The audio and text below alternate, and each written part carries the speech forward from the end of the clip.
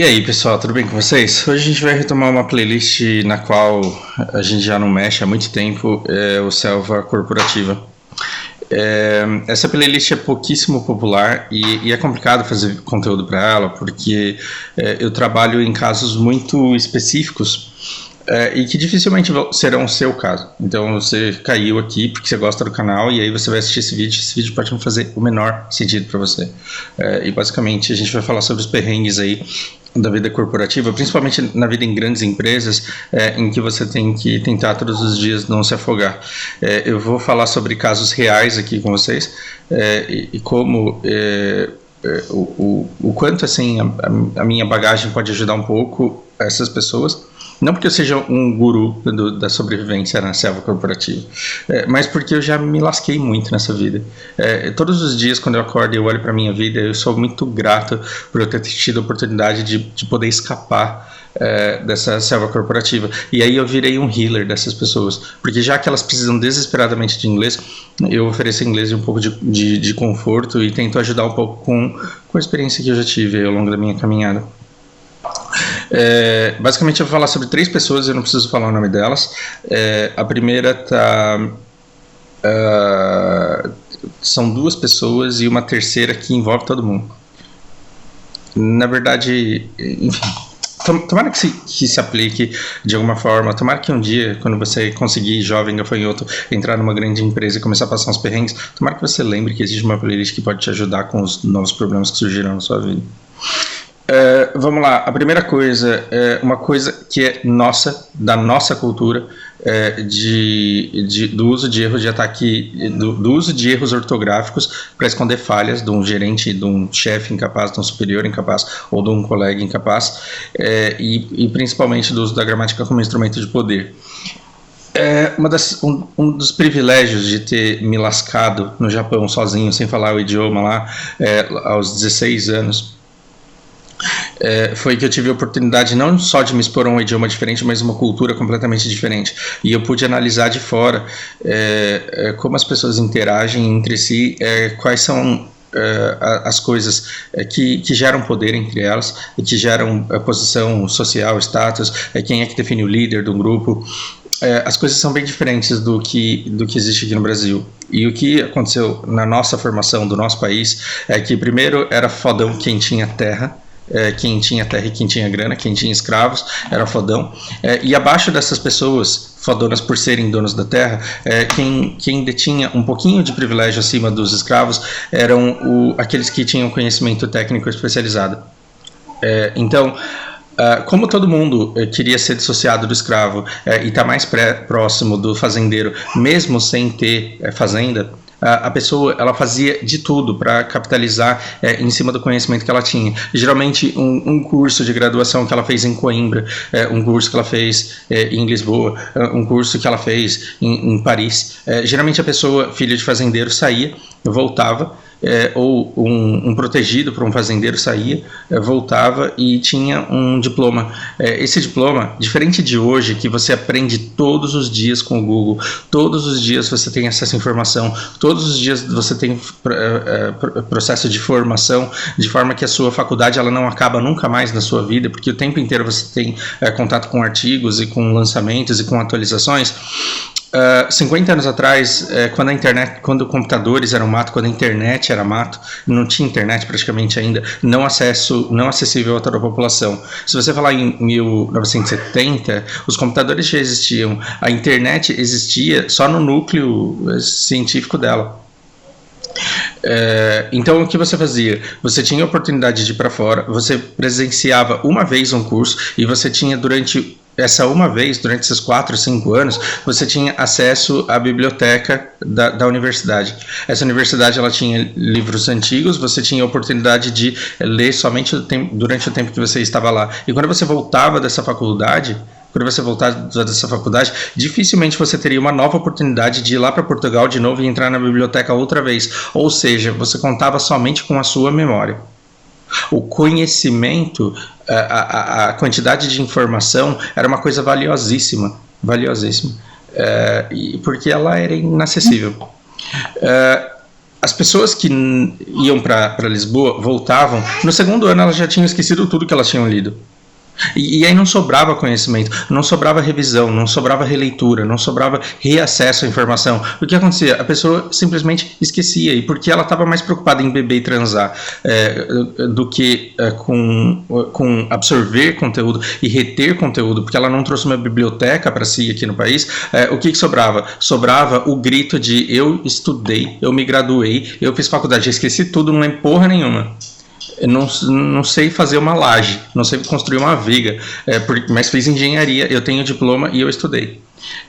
Esse conhecimento como instrumento de poder aconteceu no momento em que deter o título de ter estudado era mais importante do que deter o conhecimento de ser capaz de fazer.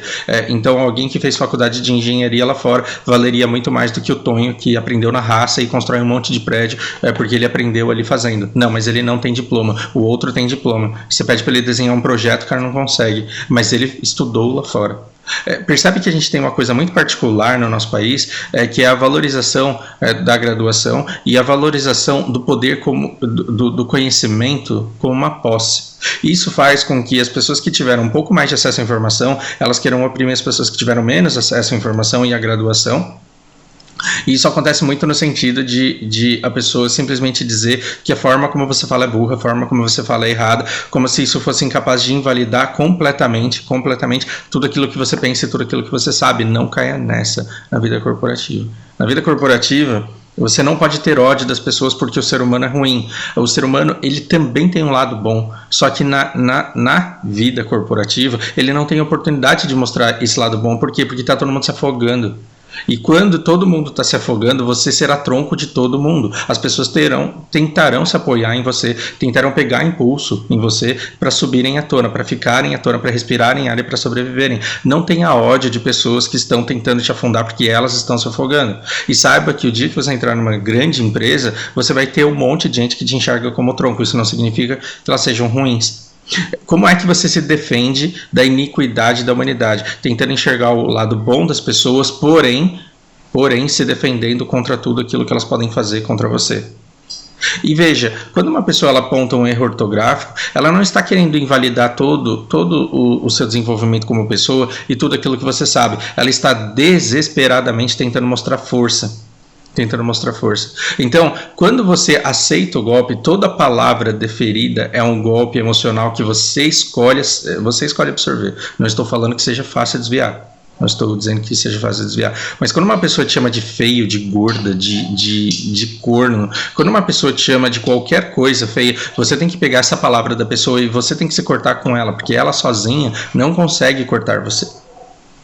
Então, quando uma pessoa te chama de burra porque você escreveu ou sugere que você não seja inteligente de forma sutil, você precisa literalmente pegar essa palavra, essa sugestão dela e se cortar com ela e se sentir burro de verdade.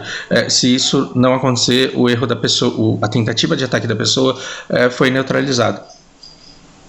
Então, eu sou professor de idiomas e eu posso muito bem, na hora de escrever, esquecer como se escreve uma determinada palavra que eu não estou acostumado a usar e escrever errado. Se uma pessoa falar, porra, um professor de inglês e de português escreve isso daqui errado, se a gente estiver discutindo um projeto e essa pessoa tiver cometido um erro nesse projeto, se essa pessoa for o meu gerente, se essa pessoa for o gerente de projetos, se essa pessoa está fazendo alguma coisa errada na viga, se essa pessoa está fazendo alguma coisa errada nesse alicerce e disser que eu não posso atacar isso de forma escrita porque eu escrevi laje errado, eu vou dizer, eu escrevi laje errado porque eu sou burro, mas isso não tira o problema da viga, isso não tira o problema do alicerce.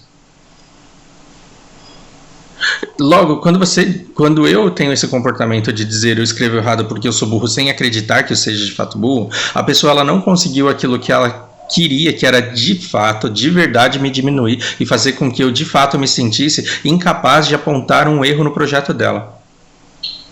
Então, esse exemplo que eu estou dando, ele é uma máxima que vale para muitas coisas no dia a dia corporativo, quando as pessoas simplesmente tentam neutralizar uma coisa que você fala sobre a ideia, sobre o projeto, dizendo que você não pode, porque você não é engenheiro civil, ou porque você não tem cargo, ou porque você fala errado. Quando a pessoa ela tem isso daqui, tem o nome dessa falácia aí, né? Tem o nome dessa falácia. Você não pode cair nessa falácia, você não pode cair nesse argumento, porque você faz um desserviço para toda equipe, para toda empresa que dependem desse alicerce e dessa laje e dessa viga estarem bem construídas, porque senão o prédio inteiro vai cair e a empresa inteira perde com isso. A empresa inteira perde com isso. Entende? O tempo inteiro as pessoas falam, mas você falou isso errado. E tem gente que se machuca demais. Tem gente que se machuca demais com isso. Nossa, como eu sou burro, eu falo errado. Não, esse negócio de falar errado, se você nasceu numa cidade interior em que todo mundo fala vareia ao invés de varia, se você cresceu numa cidade onde todo mundo, absolutamente todo mundo fala praca, você vai dirigir, você vai olhar a praca. Por quê? Porque nós vamos desenvolvendo a nossa língua e os nossos idiomas e os nossos dialetos conforme a gente se isola. E o fato de você ter uma comunidade que diz praca e a outra que diz placa não diz quem é ser humano melhor. O que a gente tem? A gente tem amigos do fazendeiro que foram para Lisboa, que voltaram da faculdade, que voltaram de Coimbra, já esqueceram tudo que eles estudaram, e porque eles não conseguem demonstrar resultados práticos e resultados admiráveis no mundo real por resultado de seu próprio trabalho, eles tentam se manter desesperadamente à tona e acima dos outros, dizendo que eles são melhores porque eles estudaram e eles sabem que é placa que fala. O fato do cara chamar... O cara poderia chamar isso daí de Kanban se ele fosse japonês. E não deixaria de ser uma praca.